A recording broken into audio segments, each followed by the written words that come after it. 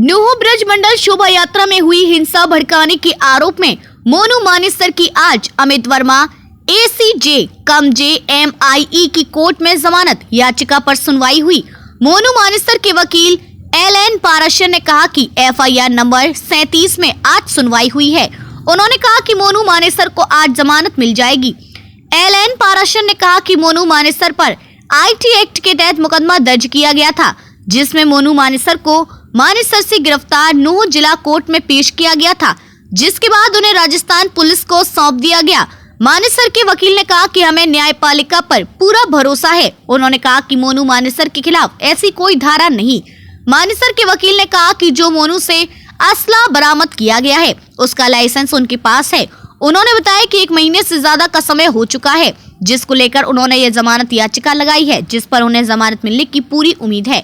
उन्होंने बताया कि दोपहर 5 बजे जमानत याचिका पर फैसला आना बाकी है। हमें न्यायपालिका पर पूरा भरोसा है।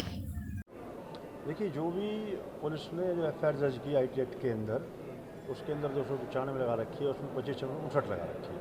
तो हमारा तो यही अदालत के समक्ष कहना था अपनी बहस के दौरान, पाराशर साहब जी स्वयं मौजूद रहे वहाँ पर, कि जो 295 बनते नहीं। एक लाइन लिख देना और उस पर आप उसका आंकलन किस प्रकार से करते हैं, जांच का विषय।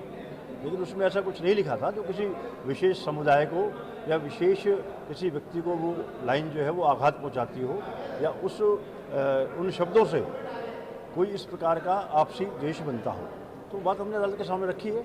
और जहाँ तक बात है 2559 की, तो हमने उनको बताया है कि जो इन्होंने 48 बोर का जो कहा है कि पिस्टल उनके पास मिला है, तो वो ऑन रिकॉर्ड लाइसेंस के अंदर अंकित है।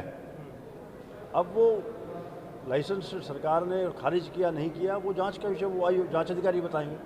लेकिन हमारा तर्क यही है कि 1 महीने के लगभग जो है समय हो चुका है, और इस जो सेक्शन लगे हुए हैं उन सेक्शन को देखते हुए हमारे मुवक्किल को जो है मोनू मानेसर को बेल मिलना चाहिए, ऐसी हमें उम्मीद है। तो ये सारी बातें हमने अदालत के सामने रखी है, और भोजन अवकाश के पश्चात जो है वो माननीय अदालत उस पर अपना निर्णय सुनाई। बस ये 2 बार बहस हुई, उसके अंदर लगभग 15 मिनट का समय रहा होगा, आधे घंटे के करीब। प्रशासन की तरफ से क्या नहीं, प्रशासन का इसमें कुछ नहीं, तो पुलिस की तरफ से जांच अधिकारी जो उनका अपना कहना था, उन्होंने बताया। जांच अधिकारी जो ने अपना पक्ष रखा और हमने अपना पक्ष रखा। जी, तो क्या उम्मीद मान के चल रहे हैं? उम्मीद तो न्यायालय के ऊपर है। अब हमें तो पूरा विश्वास है, न्यायपालिका पर भी विश्वास है और अपने आर्गुमेंट पर भी विश्वास है कि हमारे मुवक्किल को जो है जो सेक्शन लगे हुए हैं और जो समय पुलिस हिरासत न्यायिक हिरासत में हो चुका है, उसके अनुसार जो है जो हम केसेस देखते हैं कि हमारे को बेल मिलनी चाहिए, ऐसा हमें विश्वास है। बेल एप्लीकेशन तो पहले लगाई हुई थी, आज उस पर आर्गूमेंट हुई थी, फैक्ट्स के बेस पर आर्गूमेंट हुई थी। और जो ये केस था ये IT एक्ट का था, जिसमें पहले मोनू मानेसर को अरेस्ट किया था और यहाँ के बाद राजस्थान पुलिस लेके गई थी। वो केस है, उसमें आज आर्गूमेंट हुई है फैक्ट्स के ऊपर, और न्यायपालिका पर पूरा भरोसा। बोल्डली हमने अपना पक्ष रखा और भारद्वाज साहब के साथ थे। और जहाँ तक रिजल्ट की बात है, अभी ऑर्डर रिजर्व में 2 बजे करीब 2-2:30 बजे ऑर्डर पता लगेगा। सर क्या क्या तर्क रखे गए इसमें? इसमें तर्क ये रखे गए थे कि भाई कोई ऐसी धारा नहीं है जिससे कि बलवा हो, जो हमारा तर्क था।